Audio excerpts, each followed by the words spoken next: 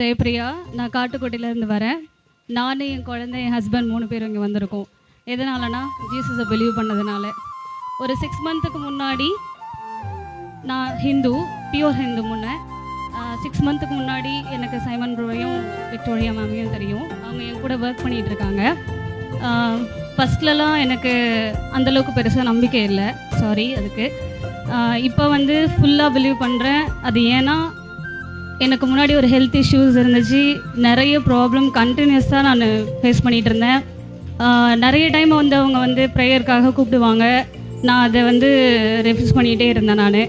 அது எதனாலன்னு எனக்கு தெரியல. கண்டினியூஸாக இந்த மாதிரி ப்ராப்ளம் வந்துட்டு இருக்கும் போது சடனாக ஒரு 1 மார்னிங் வந்து நான் எழுந்திரிச்சு அவருக்கு ஃபோன் பண்ணேன். ஒரு மார்னிங் 6:30 இருக்கும்னு நினைக்கிறேன். அவர் அப்போ எப்போ வந்தாலும் என்னோடய வாசல் கதவு திறந்தே இருக்கும், வந்து ப்ரேயர் பண்ணிக்கலாம்னு சொல்லி சொன்னார்.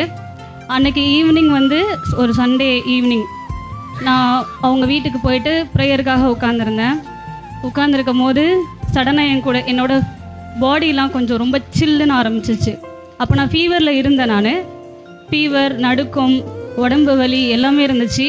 போயிட்டு ப்ரேயர் பண்ணிவிட்டு வரலாம், கொஞ்சம் க்யூர் ஆகும் அப்படின்னு போகும்போது தான் அவர் கூட நான் கேஷுவலாக பேசிவிட்டு எழுந்திரிச்சு நிற்கும் போது சடனாக ஃபெல் டவுன். எனக்கு என்னன்னு தெரியல.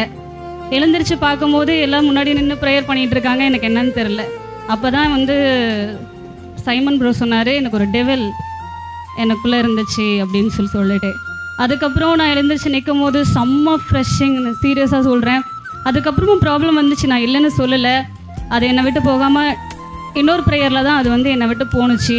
அதுக்கப்புறம் ரெகுலராக நான் அவர்கிட்ட நான் ப்ரேயருக்கு போனேன். ஈவினிங் 6 10 வரைக்குமே நான் அங்கே இருந்திருக்கேன்.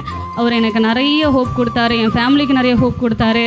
நான் என்ன சொல்லணும்னு நினைக்கிறேன்னா, நான் பிலீவ் பண்ணதுனால நான் ரொம்ப ஃப்ரெஷ்ஷாக இருக்கேன். என் மைண்டில் எந்த ஒரு எவ்வளோ ப்ராப்ளம் வந்தாலும் அதை என் மைண்டுக்குள்ளே வச்சுக்கிற எண்ணத்தில் நான் இல்லை.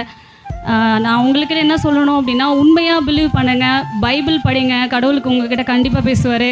நான் அதை ஃபீல் பண்ணதுனால தான் நான் உங்ககிட்ட சொல்கிறேன். நான் டெய்லி ஒரு 1/2 hour இல்லைனா ஒரு 15 minutes எடுத்து, தெரியுதோ தெரியலையோ, படிக்க தெரியுதோ தெரியலையோ, உட்காந்து பைபிளை படிங்க, கண்டிப்பாக அவர்கிட்ட பேசுவார். நான் அதே மாதிரி தான். நான் ரொம்ப ஒரு ஃபெடப் கண்டிஷனில் இருக்கும்போது நான் ஒரு அதிகாரமாக அந்த வேர்ஸ் சரி எனக்கு தெரியல, சாரி, அந்த பேஜை படிக்கும்போது அவர் என்கிட்ட ஒரு விஷயம், ஒரு வார்த்தை, அந்த வார்த்தை வந்து எனக்கு அப்படியே ஒரு ரெஃப்ரெஷ்மெண்ட் கொடுத்துச்சு அன்றைக்கி ஃபுல்லாக. நான் அதை பற்றி மைண்டில் வச்சுக்கவே இல்லை, எந்த ஒரு ப்ராப்ளத்துலையும் அப்படியே உதற தள்ளிட்டு போயிட்டே இருந்தேன். ஸோ கடவுள் உங்ககிட்ட நேரடியாக பேசக்கூடிய த்ரூ பைபிள் மூலம் உங்ககிட்ட பேசுவார். அதனால் பைபிள் படிக்கிறத நிறுத்தாதீங்க, கஷ்டம் வரும்போது மறக்காதீங்க, கண்டிப்பாக ப்ரேயர் பண்ணிவிட்டு தூங்குங்க. மார்னிங் ப்ரேயர் எந்திரிக்கும் போதும் ப்ரேயர் பண்ணுங்கள், பைபிளை விடாதீங்க, கடவுளையும் விட்டுறாதீங்க. தேங்க்யூ.